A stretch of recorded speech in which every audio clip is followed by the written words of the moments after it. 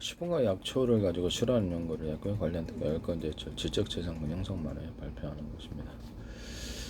인체에는 신경선의 종류가 큰 것과 대중소라고 합시다. 대중소 이렇게 틀리게 있다고 생각합니다. 등 쪽에 어떤 근육으로 들어가는 신경선과 배 쪽으로 들어가는 신경선이 정기적인 생체 전기를 보내갖고 파워를 일으킨다라고 생각합니다. 이건 이제 신경이 끊어지면은 근육이라는 작용이 있어도 아무런 힘을 발휘하지 걷지도 못하고 뛰지도 못하고 움직이지도 못합니다.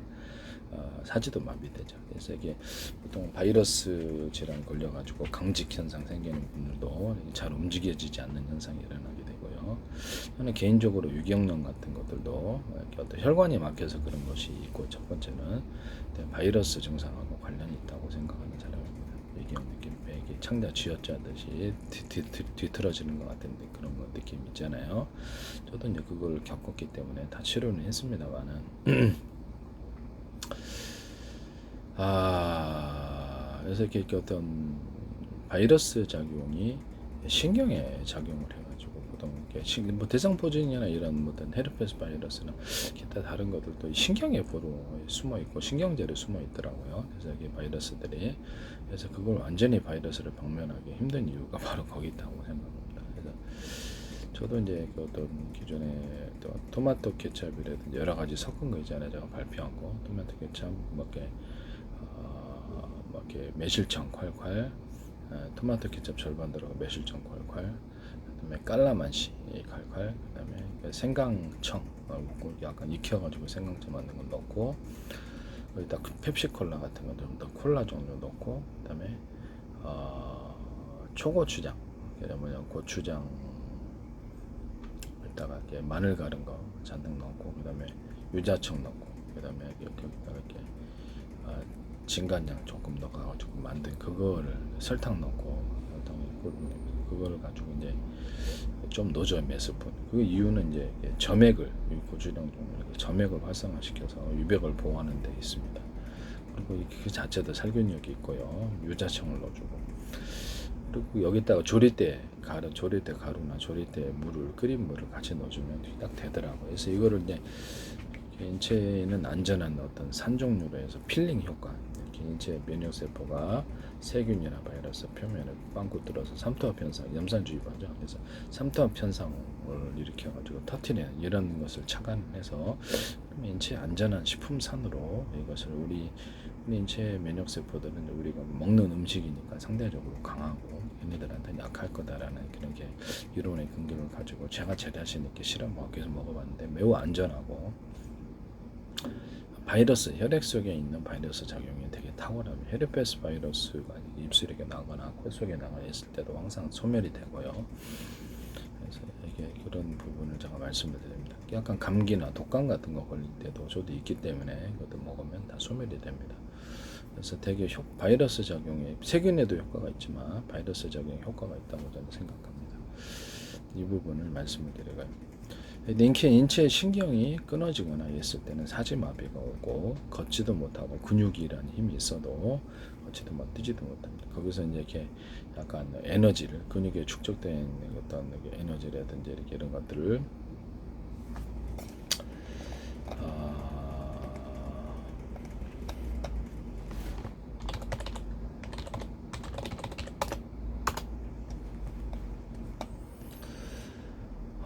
미토콘드리아 같은 데서 이렇게 산소를 호흡하고 여기서 이렇게 당이 나와가지고 이렇게 간에서 이제 당을 배출을 하므로, 그다음에 이래가지고 이렇게 에너지를, 포도당 해갖고 에너지를 생성을 한단 말이에요. 이렇게 그런다 할지라도 그것이 절대적인 것은 아니라고 저는 생각하고요. 신경선이 끊어지면, 그렇죠, 근육을 못 움직여요. 못 움직여서 개구리 이제 해부 실험 이렇게 팔딱팔딱 거리잖아요. 전기를 자극하면 근육이 팔딱팔딱 움직이는 이런 실험을 하는데, 그래서 실제로 이제 근육을 움직이거나 이렇게 하는 것은 신경선이 작용할 걸로 저는 생각합니다. 그래서 인체의 신경선이 종류가 많다라는 거죠. 종류가 많고, 그 뭐 큰 파워선, 크게 파워를 낼 수 있는 등 쪽에 이렇게 저 무술을 합니다. 그래서 알고 있어요. 큰 파워선, 배 쪽에 약간 더 중간 정도나 섬세한 파워선, 섬세한 동작을 요구하는 파워선, 노래를 부르기 때문에 노래 부를 때 큰 파워를 내기 위해서 이렇게 막 고음을 오랫동안 내기 위해서 전신의 힘을 제 무술을 기반해서 기공으로 부르고 있어요. 사실은 이게 기공이 이제 특별한 신비한 힘은 아니고 힘을 다룬 인체의 힘을 최대한 끌어내고 최대한 힘을 효율적으로 운영하는 방법 그렇게 생각하고 있고요. 호흡을 통해서 뭐 기를 축적하고 저는 한 번도 그걸 체험해 본 적이 없습니다. 두 가지를 실험했는데 하나는 차력 호흡법, 인체 잠재력을 끌어내는 인체 힘을 최대한 끌어내는 차력 호흡법과 또 하나는 약간 지식 호흡법이죠. 10초간 호흡을 원래는 이게 제가 처음 배울 때는 좀 이렇게 서적을 통해서 배웠는데 효과가 있었습니다. 지금 좀 단순화시켜서 코로 10초 하고 이렇게 지식호흡, 중단을 호흡을 하고 10초 정도 버티고 다시 있다가 이런 과정에서 인체에 있어서 힘이 강화되는 거죠. 후라이팬 구부리는 거겠죠. 그다음에 파이프 이런 것도 83kg 하나 저보다 힘센 사람이 세상에 많아요. 근데 이제 저도 이제 제가 가진 체격 안에서 그렇다 최대한 힘을 끌어내는 방법 그래가지고 기공이라고 부르는데 그걸로 이제 노래를 부르고 있어요. 그렇기 때문에 노래를 부를 때는 큰 파워를 낼 수 있는 그런 고음을 내기 위해서는 그런 전신의 근육을 움직이는 것. 또는 섬세한 음을 동작하기 위해서는 기관지 폐 쪽에 작용한다는 거 알으세요? 섬세한 음이 나오기 위해서 기관지 폐가 감기가 걸리고 가래가 끼니까 소리가 안 나와요. 소리가 컨트롤이 안 돼요. 그래서 내가 이게 목 같은 근육이 목에도 근육이 목으로 부르시는 분이 저는 목으로 부르지 않아요. 그래서 목의 근육이 약해서 약한 근육으로 큰 파워를 내려다가 상대결절이 생기고 이게 스크래치가 생겨가지고 여기서 목이 막 부르다 보면 막 고음 내려고 멋이 뻣뻣해갖고 이렇게 뻘골도 뻘게 이런 분들이죠. 저는 이제 목을 통해서 부르지 않고 다른 근육을 통해서 움직여서 부르는 제 특유의 발성법으로 노래를 부르고 있어서 노래를 부르는 데는 큰 파워를 이렇게 필요로 하는 근육이 있고 중간 정도 이렇게 근육이 있고 섬세한 근육이 있어서 기관지 폐 쪽에서 이것이 감기가 걸렸을 때 독감이 걸렸을 때 이게 노래가 안 불러지더라고. 컨트롤이 안 돼요. 섬세한 음이 컨트롤이 안 돼요. 그래서 제가 감기약을 제가 제조한 오토마틱에서 그걸 먹고 그렇게 해서 율무하고 녹두를 갈아가지고 그거를 제가 먹고 있어요. 그래서 기관지 폐를 청소하니까 목소리가 깨끗이 나와요. 노래 부를 때도. 전에 그런 경험들이 있어서 그래서 이게 인체에는 이렇게 큰 근육 또는 중간 정도의 힘을 내는 근육 그다음에 어떻게 하나의 그런 작용이 돼 있다라는 거죠. 그래서 보통 등짐 냉장고 지는 분들도 있잖아요. 앞으로 앉으잖아요. 절대. 그래서 등으로 앉히다. 그래서 등지개도 있고요. 이런 거 보면은 우리가 이렇게 인체에서도 큰 파워를 낼 수 있는 그런 방법이 있고 작은 중간 정도 파워 또는 작은 섬세한 동작을 나타내는 이것이 조화를 이룬다는 거죠. 그래서 이제 이렇게 이런 부분을 말씀을 드리고 당연히 이렇게 근육이 어떤 당이 저장이 안 됐으면 배고파서 죽겠는데 이 힘이 나올 리가 없죠. 그래서 간에서 저장됐던 글리코겐 이렇게 방출을 통해서 포도당이 나와가지고 그걸 포도당 대사를 근육에서 미토콘드리아에서 산소까지 해가지고 파워를 에너지를 만들어내는 건 알고 있어요. 알고는 있는데 신경선이 잘라지거나 이렇게 마비되면 이게 근육을 움직이지 못한다는 게 제 이론이고요. 그래서 여기다가 바이러스 작용으로 인해서 신경선이 마비되는 경우도 있다라는 것을 말씀드립니다. 그래서 저는 중풍 관련해서도 이렇게 바이러스 작용이 혈관 막힌 것도 원인이지만 바이러스 작용과 관련이 있을 것으로 생각하고 있습니다.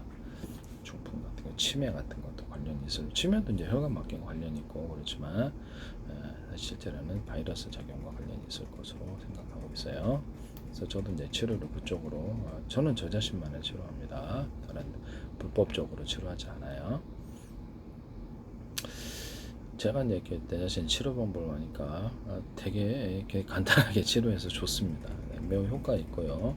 저는 제 치료법을 통해서 내 자신을 치료하고 있습니다. 무술도 하고. 그래서 제가 이렇게 컴퓨터나 이렇게 반도체 칩 이런 데서 나오는 이렇게 어떤 전기선, 전원 공급기다 A사례이다 그러면 큰 전기선, 이렇게 전기선, 중간 전기선, 작은 전기선 이렇게 틀리게 해서 들어가는 레이더 소자에도 하나의 레이더 소자에도 목적별로 큰 파워를 나기 위해서 물론 이게 전기선의 두께를 크게 만들어 가지고 적잖은 전기를 틀리게 공급하는 기술이 들어가고 레이더 소자에도 저는 전기를 이렇게 많이 줘가지고 출력을 높이거나 중간 정도 출력하거나 적은 출력을 내거나 이거를 적은 출력은 영상 레이더 쓸 때 쓰고요. 그래서 그런 전기를 공급하는 방식을 쓰고 레이더 소자 같은 게 A사 레이더 전기선 안에 구리선을 대중소 틀리게 해가지고 여기서 이렇게 좀 파워를 주파수 방식으로 전기를 보내는 이런 방식도 이렇게 쓴다고 이렇게 생각하시면 되겠습니다. 전원 공급 방식에서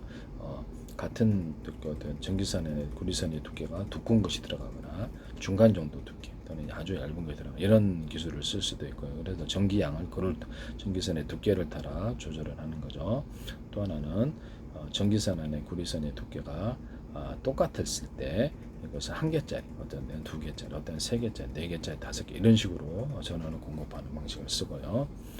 전원은 이제 공급 측면에서 어떤 배터리 숫자를 이런 거막 1000개, 10,000개 이렇게 달았다. 2차 전지라고 합시다. 1차 전지지만 이거를 전기선을 각각 연결을 해가지고 언어프 구조를 가지고 100개에서 갖다 쓸지 200개에서 갖다 50개에서 갖다 10개에서 갖다 쓸지 결정한다는 거죠.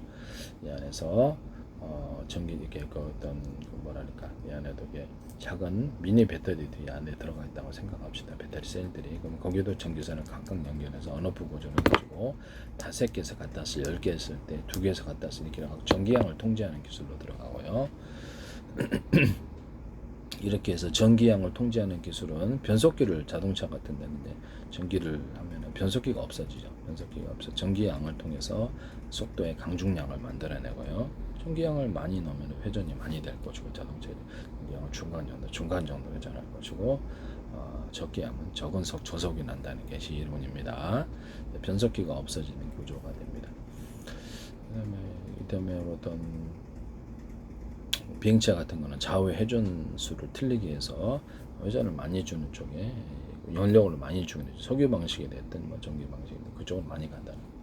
오른쪽으로 회전수를 많이 든 프로펠러라고 합시다. 전기나 이 석유 방식 연료를 공급해서 프로펠러 돌릴 때 연료를 그쪽으로 추가로 많이 주면 그쪽으로 향하고 왼쪽에 많이 주면 왼쪽으로 향합니다. 저는 이렇게 가변 프로펠러 얘기를 해가지고 이렇게 아래로 오르내리는 가변 프로펠러 이거 현대 기아차에서 하시더라고요. YTN의 어떤 업체가 하고 독일 업체가 항공기 업체가 하시더니 이게 현대기 그거 제 기술입니다. 네, 기술도 똑같아요. 네. 그들의 기술을 내가 어떻게 알겠습니까? 제 기술이니까 내 기술은 똑같이 자동차 격벽 시스템 배터리에다가 겨울에 출력이 떨어지니까 외부 충격으로부터 보호하고 이렇게 충격 일어나고 과속이 일어나는 경우도 있잖아요. 급발진하고 그래서 외부 격벽 장치를 만들어서 그 안에 배터리를 넣고 우리가 집안의 방 안에 있는 것처럼 냉난방을 해준다는 거죠. 겨울에 출력 떨어진 게 이유가 온도 때문이라고 알아서 외부로 열을 뺏기니까 그만큼 에너지가 사라지거나 전해질 구조다자 보니까 얼어가지고 이동 속도가 늦어지는 거예요. 근데 시동 배터리에도 격벽 시스템 만들고 냉난방 할 수 있고 이것도 역시 그럴 수 있다고 얘기를 했죠. 그 기술을 그대로 하시더라고요. 그래서 제가 어떻게 알겠어요 이거를. 제가 그렇죠. 이거를 원래는 배터리를 갖다 물리적으로 몇 개로 분할을 해가지고 한 개의 배터리 이상이 생기면 전기와 산소를 차단시켜 나머지를 살리는 아니었는데 그 부분은 어떻게 하셨는지는 모르겠어요. 원래는 이제 이 기술 구조가 들어가 있습니다. 그다음에 자동차 전해질 구조를 어떤 통로관을 그 안에 만들어가지고 배터리 안에 그 안에서 이렇게만 전해질이 이렇게 그 안에 존재하고 리튬이온이 그 안에서 통로를 통해서 움직이면 속도도 빨라질 거라는 제 이론이에요. 전고체 배터리 필요 없다고 생각하는 사람입니다. 그래서 이렇게 만드시면 제 기술입니다. 일단 음극재, 양극재를 큰 덩어리 하나짜리로 만든 게 아니라 여러 겹으로 들어가는 기술. 대중소 이렇게 두 개를 틀리게 들어가되고 그렇게 되면 파워가 세진다는 게 제 기술입니다. 그다음에 흑연 음극재 어떤 코코스 구조 분말서부터 대중소로 들어가고 양극재 분말서부터 대중소로 들어가는 기능 이것도 이제 굉장히 파워가 세진다는 거죠. 배터리 이렇게 만드시면 제 기술입니다. 1차 전지인데 이 안에 탄소봉 들어가 있습니다. 탄소봉을 큰 덩어리 하나가 들어간 게 아니라 대중소로 들어가고 여러 겹으로 들어가고 아연판도 여러 겹으로 들어가고 이산화 망간 이렇게 가루도 대중소로 들어갑니다. 꼭지를 2층으로 만들어 가지고 여기서도 여기서 이렇게 전기가 많이 나오게 하는 방식을 선택할 수도 있습니다. 그와 같이 하시면 되겠습니다. 이렇게 모터에 이제 서로 굵기가 틀린 구리선들을 감안하고 모터 직전선을 다른 선과 처벌해서 전기선 안에 구리선을 두껍게 들어가거나 다른데 똑같은 두께라면 다른데 2개 들어가게 10차선으로 만들어 10개짜리 들어가 주는 거예요. 그래서 모든 강력한 전기라도 수용할 수 있는 구조를 가지고요. 일단은 전기선 안에 구리선을 모터 직전선을 서로 두께가 틀린 구리선들로 대중소 만들어 놓으면 주파수 방식으로 모터를 동작시키고요. 모터에도 굵기가 틀린 구리선들을 감안하면 주파수 방식으로 동작한다. 여기 연구 자석을 한 덩어리 큰 것이 아니라 그렇죠. 여러 겹으로 들어가. 그 중에서도 대중소 두께를 틀리게 해서 하면 왔다 갔다 하면서 에너지가 세진다는 거예요. 그래서 모터가 강력한 회전을 하게 됩니다. 뭐 이렇게 하시면 제기술 구조가 된다는 걸 말씀드립니다. 그래서 이렇게 약간 그 어떤 자동차 회전축, 어떤 헬리콥터나 드론의 회전축, 배 프로펠러 회전축 또는 모든 산업기계나 가정용 기계의 회전축 돌리는 모터 회전축 돌리는 기술에 대남 매듭 구조, 마딘 구조처럼 두터운 부분을 인정으로 만들어주거나 밴딩 구조로 들어가주면 파워가 세집니다. 힘이 축적되어서 이렇게 스크류 구조로 이렇게 만들어주거나 일정 부분, 일정 간격을 그렇게 해주면 파워가 세집니다. 이 기술 쓰시면 제 기술이 되겠습니다. 남의 기술을 도둑질에 상업화시키지 좀 합시다. 네. 캠페인송입니다.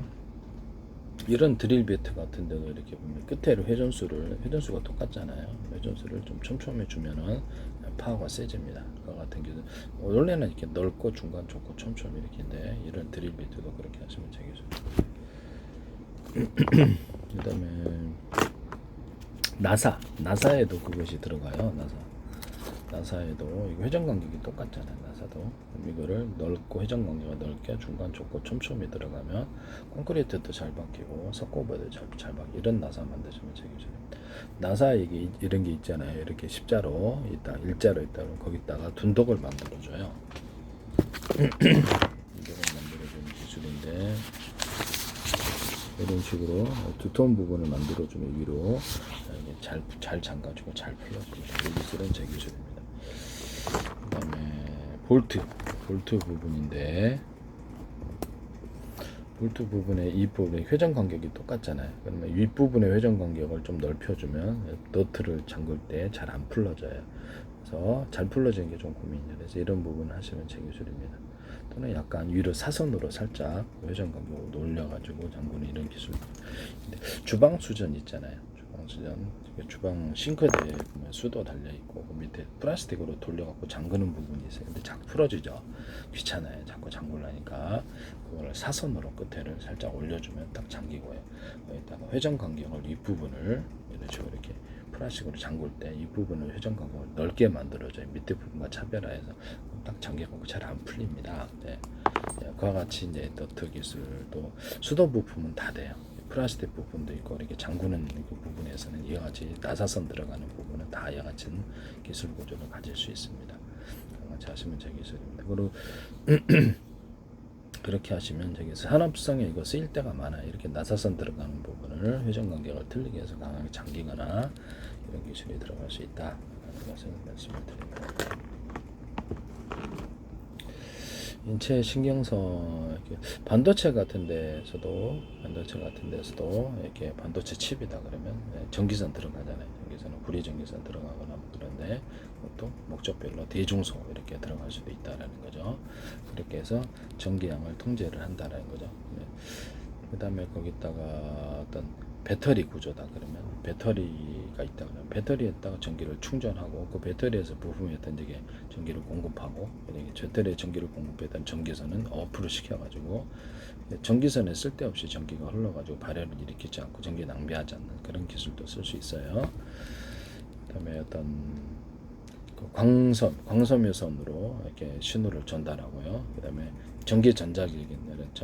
전자기적인 방법을 같이 동원해서 거울 방식으로 정보를 띄워주고 거기서 읽어가지고 읽고 쓰기는 이제 전기적인 방식으로 전자기적인 방식으로 한다는 거죠. 그와 같이 두 가지를 광섬유선과 두 가지를 가르쳐 이걸로 이제 실질적으로 광통신 그런 컴퓨터가 되겠습니다. 이 이론은 전기선이 이렇게 지나가가지고 광섬유선이나 이런 데 신호 영향을 주지 못하도록 차폐 기술을 쓰는데 일반적으로 파이프 같은 거 그 안에서만 전기가 흐르게 한다든지 다른 방법으로 차폐 구조로 해서 전기가 이쪽 발열이 전기나 발열이 광선면선에 영향을 미치지 못하게 하는 기술도 씁니다. 이렇게 하시면 제 기술입니다.